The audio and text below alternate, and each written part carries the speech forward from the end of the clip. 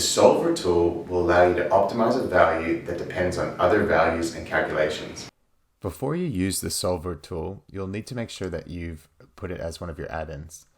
You can do that by going to File, Options, Add-ins, and clicking on it. So we can just double click on that or single click and press OK.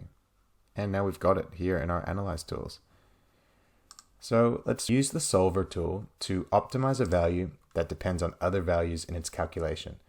You can also put constraints on these values, such as not letting price go above 15 in this example, but finding the optimal price that will maximize our revenue. Here, we'll just open Solver. We'll set the objective cell of C5, being revenue, to a maximum. We're going to try and find the max by changing that price, that C2. But we're going to add a constraint here. We're going to say C2 has to be less than or equal to 15. So let's add that one. Just press OK and it will add it. And now we can solve it. So this is quite an easy one. We're going to